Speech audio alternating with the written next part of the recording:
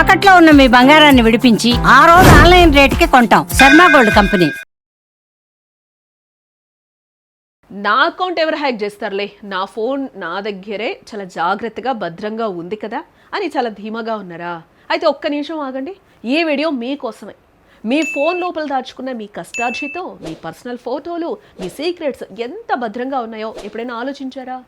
ఏం కాదులే అని నిర్లక్ష్యం చేస్తే మాత్రం ఒక్క నిమిషంలో రోడ్డున పడాల్సి వస్తుంది. మనం చేసే ఒక్క చిన్న మిస్టేక్ మన జీవితాన్ని తలకిందులు చేసేస్తుంది. ఆ తప్పేంటో తెలుసా? పదండి ఒకసారి మీకు చెప్పే ప్రయత్నం చేస్తాను, మీరు కూడా తెలుసుకోండి. మనం టెక్నాలజీతో ముందుకెళ్తుంటే దొంగలు మనకంటే వేగంగా అప్డేట్ అయిపోతున్నారు కదా. ప్రపంచవ్యాప్తంగా ప్రతిరోజు లక్షలాది డేటా బ్రీచ్లు జరుగుతున్నాయంట. అంటే పెద్ద పెద్ద వెబ్సైట్ల నుండి యూజర్ల డేటా దొంగలించబడుతుంది. మీరు గత 5 ఏళ్లుగా ఒకే పాస్వర్డ్ వాడుతుంటే అది ఇప్పటికే హ్యాకర్ల డిక్షనరీలో ఉండే అవకాశం 90% ఉంటుందంటబ్బా. వారు బ్రూట్ ఫోర్స్ అనే పద్ధతి ద్వారా సెకండ్లలో మీ పాస్వర్డ్ను కనిపెట్టేయగలరంట.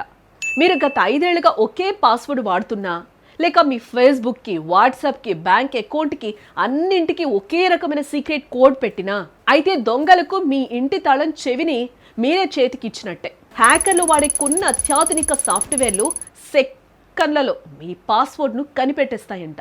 మనలో చాలా మందికి గుర్తుంటుందని కొన్ని అలవాటైన పదాలని వాడుతూ ఉంటారు. ఉదాహరణకు 1 2 3 4 5 6 లేదా పాస్వర్డ్ అని పేరు పెట్టుకోవడం, మీ పేరు పక్కన 1 2 3 లేదా @ అని రాసుకోవడం, మీ పుట్టిన తేదీ, పెళ్లి రోజు లేదా మీ ఊరి పేరు వాడటం, ఆఖరికి మీ పిల్లల పేర్లు లేదా బండి నంబర్ పెట్టుకోవడం. ఇవే మీరు చేస్తున్న అతిపెద్ద తప్పులు అని కూడా నిపుణులు ఏం చెప్తున్నారంటే, ఇలాంటి పాస్వర్డ్లు కనిపెట్టడం దొంగలకు చాలా సులభం. మీ సోషల్ మీడియా ప్రొఫైల్ చూసి మీ వివరాలు తెలుసుకుని మీ అకౌంట్లోకి చాలా ఈజీగా చొరబడతారంట. అందుకే మన ఇంటికి 2 తాళాలు ఎలా వేస్తామో మన అకౌంట్ల భద్రతను కూడా అలానే పెంచుకోవాలి. అందుకోసం ఈ 3 సూత్రాలను తూచా తప్పకుండా పాటించాలి. అవేంటో కూడా మీకు నేను చెప్తాను. అవి జాగ్రత్తగా విని ఇప్పుడే మీ పాస్వర్డ్స్ని కూడా మీరు మార్చుకునే ప్రయత్నం అయితే చేయండి. మీ పాస్వర్డ్ కనీసం 12 అక్షరాలు ఉండాలి ఖచ్చితంగా. అందులో పెద్ద అక్షరాలు, చిన్న అక్షరాలు, అంకెలు, ఇంకా గుర్తులతో కలిపి ఎవరికి అందరి విధంగా ఉండాలి, కానీ మీకు గుర్తుండాలి. అలాగే మీ బ్యాంక్ అకౌంట్కి ఒకటి, సోషల్ మీడియాకి ఒకటి, ఇలా ప్రతిదానికి విడివిడి పాస్వర్డ్లు పెట్టుకోండి.